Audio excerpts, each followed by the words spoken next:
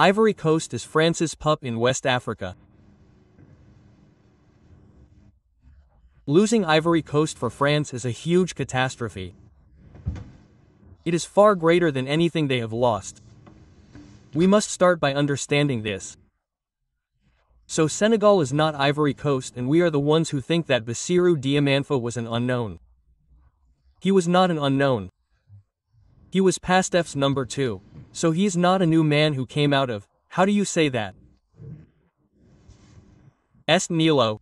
No, he was a political actor. First of all, you refuse to compare not a man's perfume but the Ivorian political leaders themselves. We hear them quoting the Senegalese framework in a context where they are excluded from seeking solutions. President Charles Blegué, of the KJEP, keeps quoting the Senegalese framework in his speech. A few days ago, he came back to the example by telling them, here are young people who weren't even sure they would participate in this election, on the Senegalese side, but who ended up doing so and who won it. Young people, okay, yes, but because young people shouldn't do it in opposition to their elders. That's not fair play either. Well, I tried to paraphrase, but that doesn't mean that's exactly what the president of the KJEP said. I'm just trying to paraphrase, not. By saying, well, I'm not running. Here's what I'm suggesting to you. Why don't you say it? Okay, let's move on. That's not what's interesting. What's interesting? I sincerely believe that when we say we need neutral people who weren't involved in this crisis, yes, who has been killing Ivory Coast since 2010-2011, give me a name. You went looking, we went looking for Tam Tien. H. The government showed us that he is not an Ivorian. H. It's not because it didn't work with Stop Looking for the Scent of a Man. At the same time, yes, at the same time, earlier, Sylviant said something. H. The commanders of the com zones. H. Of the Do-Coms who killed the Ivorians, and they are in power. They are apparently in power. The girls or even Miss Ivory Coast today, something like that. But when they were disemboweling other people's children, they did not imagine for a single moment that these children too could have competed well. Today, there is a country that has shown us the way. It is South Africa. The handshake entered this world, and Afiri is there to say that even when we clashed, yes, in a violent way, in a way that was even, the apparatus made blacks into subhumans. They set up the committee, the Truth, Justice and Reconciliation Commission. And reconciliation is what it is. A triptych that goes from what we refuse to do in Côte d'Ivoire. Why? Because of the visible actors, the criminals who disemboweled people. I'm thinking of the people who were almost completely genocided. There are the instigators in this affair who would not want the truth to come out and for their responsibilities to be engaged.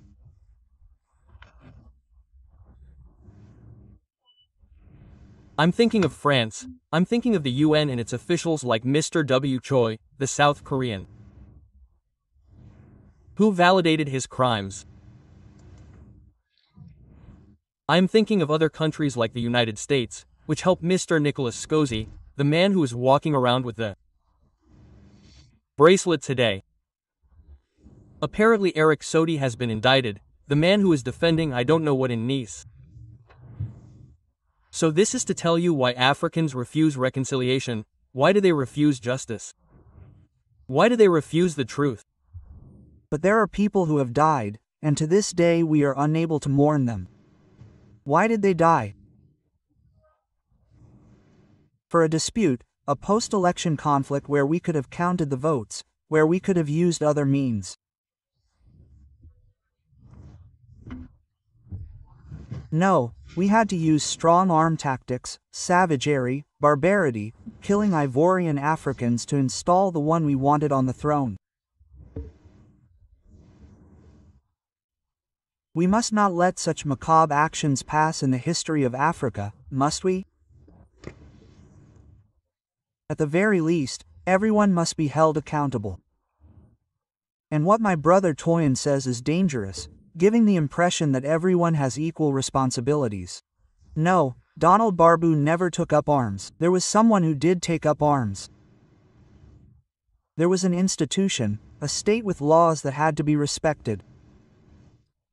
We didn't respect them, right? The people who are now shouting, "Watch out, war is coming." But those who refuse to respect Ivorian laws, Ivorian institutions that have set Ivory Coast on fire and blood, now we should applaud them.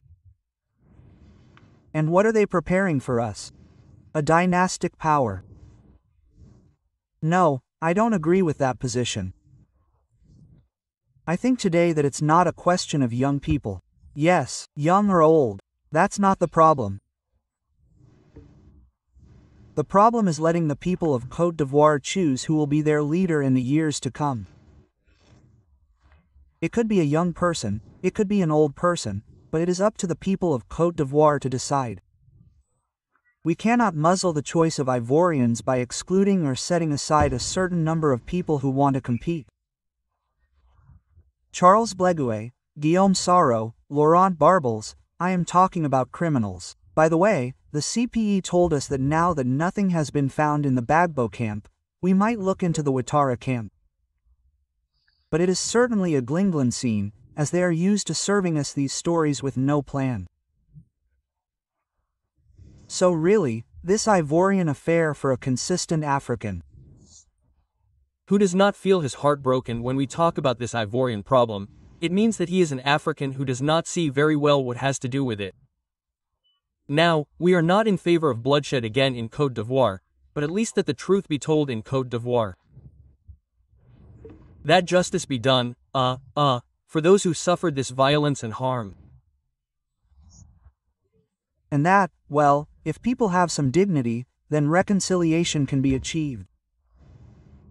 That is what we are waiting for, to demonstrate that we are dealing with people who have some greatness. But you cannot hide your crimes forever, with this headlong rush of the RDR, by trying to cover up, by trying to use force, corruption, and the use of, is that right? Of a circle of friends, outside Africa and Côte d'Ivoire, who support you for reasons that we all know. And that our memory will one day become asphalt. Ah,